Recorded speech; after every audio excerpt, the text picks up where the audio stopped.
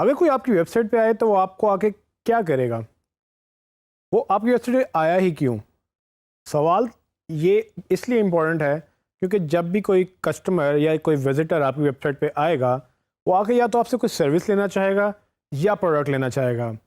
सो ये दुनिया में असूल यही है कि अगर कोई पैसे खर्च करता है तो उसके बदले में कुछ हासिल करता है। और अगर आप सर्विस या प्रोडक्ट प्रोवाइड कर रहे हैं और अगर आपको पैसे कमाने हैं तो कस्टमर अगर आपसे वो सर्विस या प्रोडक्ट बाय करेगा तभी ही आपको पैसे देगा। सो ये चीज़ वेबसाइट में कैसे आपको दिखानी है। सो आपकी वेबसाइट पे जब भी कोई आए उसको आके होम पेज पे तो लैंड करेगा, लेकिन उसने पैसे आपको होम पेज के नहीं देने, उसने आपसे जो सर्विस बाय करनी है उसके पैसे देने हैं।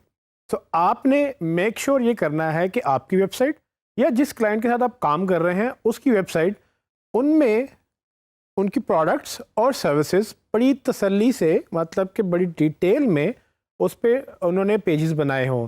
अगर आपने पेजेस नहीं बनाए होंगे तो मसला ये होगा कि कस्टमर आपको बाय नहीं कर सकेगा आपसे कुछ, और उसने जब बाय करना है तो उसको डिटेल में इंफॉर्मेशन चाहिए। सो प्रोडक्ट और सर्विस पेजेस असल में इसी चीज़ में हेल्प करते हैं। सो आपने जितनी भी आपकी प्रोडक्ट्स या सर्विसेज होती हैं उसके पेजेस बनाने होते हैं। इसमें कोई तादाद हो नहीं सकती, ये आपके बिजनेस के ऊपर डिपेंड करता है कि आप क्या बेचते हैं तो उसकी कितनी क्वांटिटी है। अगर आपके 1000 सर्विसेज हैं या 1000 प्रोडक्ट्स हैं, उसके लिए 1000 पेजेस बनाने में कोई मसला नहीं है। आपको जितने पेजेस चाहिए आप उतने बनाएं और उनके ऊपर डिटेल में लिखें, क्योंकि जब यूज़र इसी पेज के ऊपर आएगा और आकर डिसीजन लेगा तभी वो आपसे बाय करेगा।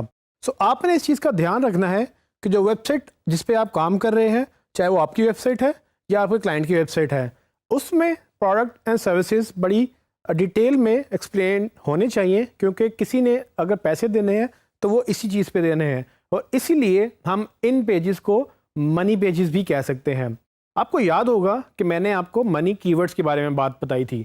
मनी कीवर्ड्स का मतलब वो ऐसे कीवर्ड्स या ऐसी क्वेरीज जो लोग लिखने के बाद आपके पेज पे लैंड करते हैं तो कुछ बाय करके जाते हैं। गोया आपको उन लफ्ज़ों से या उन सर्चिज से सेल्स मिलती थी। तो अब आपको ये समझ आ जानी चाहिए कि वो जो कीवर्ड्स जब कोई लिखेगा तो अल्टीमेटली वो जहाँ लैंड करेगा तो वो पेजेस भी आपकी प्रोडक्ट या सर्विसेज के ही होंगे, क्योंकि जब लोग यहाँ पर आएंगे तब इनको देखेंगे और तभी वो आपसे बाय करेंगे जब उनको ये सर्विसेज और प्रोडक्ट पसंद आएंगी। सो ये पेजेस जो हैं ये भी मनी पेजेस कहलाए जा सकते हैं।